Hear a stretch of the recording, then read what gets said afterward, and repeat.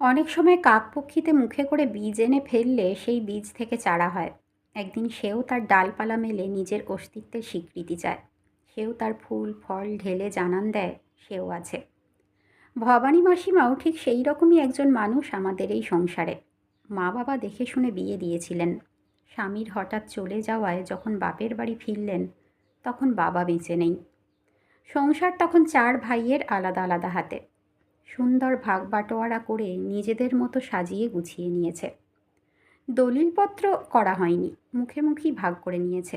পাছে বোনেদের ভাগ দিতে হয়। মাও ভাগ হয়েছে বাড়ি ভাগের সাথেই। মাই যখন ভাগের, উনি আর মেয়েকে কি করে আশ্রয় দেবেন?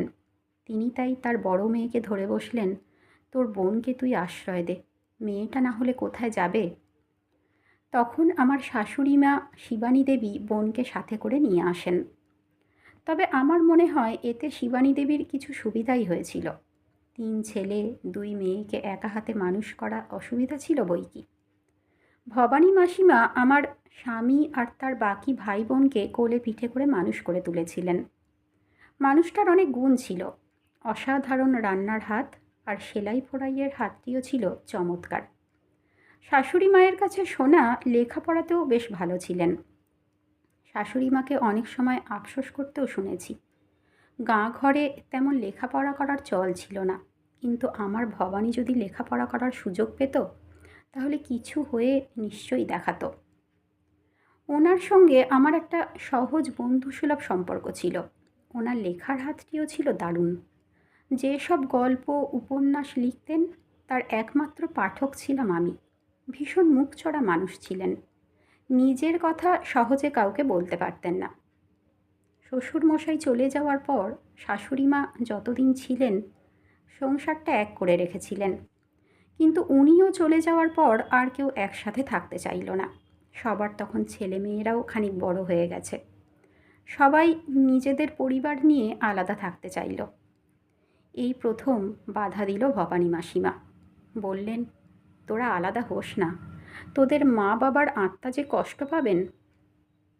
ওদের কত ভালোবাসার এই সংসার, ভেঙে টুকরো টুকরো করিস না তোরা। এইসব ছেলেপুলে উনি নিজের হাতে মানুষ করেছেন, এমনকি তাদের বাচ্চাদের নিজের হাতে বড় করেছেন। এইটুকু জোর তো থাকতেই পারে। কিন্তু ওনার কথা শুনবে কেন কেউ? উনি কে? হ্যাঁ, উনি অনেক করেছেন। কৃতজ্ঞতাস্বরূপ ওনাকে বৃদ্ধাশ্রমে রেখে সবাই মিলে খরচটা বহন করে নেবে, এটাই ঠিক হলো।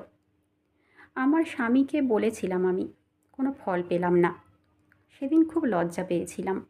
একদল স্বার্থপর মানুষের দলে আমিও সামিল হলাম। একতলার কোণের দিকের ঘরটা খালি হয়ে গেল। ভবানী মাসিমা বৃদ্ধাশ্রমে চলে গেলেন। আমার দিকে সজল চোখে চেয়ে বলে গেছিলেন, মাঝে মাঝে যেও বৌমা।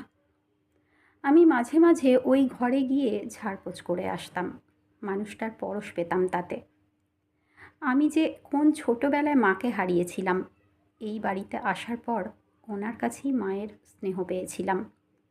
হয়তো মা ছিল না বলেই আর সবার থেকে আমার প্রতি একটা আলাদা স্নেহ কাজ করতো ওনার। একদিন হঠাৎ করেই ভবানী মাসিমার ভাইপোরা উকিল সাথে করে এলেন আমাদের বাড়িতে মাসিমাকে খুঁজতে। মাসিমার শ্বশুরবাড়ির তরফে ওনার স্বামীর অংশের সম্পত্তি ওনাকে ওনার শ্বশুরবাড়ির লোকেরা দানপত্র করে দিয়েছেন। উকিলবাবুর কাছে সেই অর্থমূল্য শুনে তারা তাদের পিসিমাকে ফিরিয়ে নিয়ে যেতে এসেছে। নিজেদের মা বাবার ভুলের কথাও বলে। এমন একজন মানুষকে এভাবে বাড়ি থেকে বের করে দেওয়া নাকি উচিত হয়নি। এদিকে সমস্তটা শুনে এ বাড়ির লোকজনও তাদের ভুল বুঝতে পারে। এবার প্রশ্ন, উনি কাদের কাছে ফিরবেন? দু বাড়ির লোকই উকিলবাবুকে সাথে নিয়ে ছুটল বৃদ্ধাশ্রমে। কারোর কোনো অনুনয় বিনয়ই কাজ হলো না। ভবানী মাসিমা পরিষ্কার জানিয়ে দিলেন, এটাই এখন থেকে আমার ঠিকানা। আমি এখানকার কর্তৃপক্ষের কাছে আমার সমস্ত টাকা জমা রাখব। আমার মতো আর কারোর যেন কোনো দিন এরকম না হয়। তাদের দেখাশোনার জন্য এই অর্থ ব্যয় করা হবে।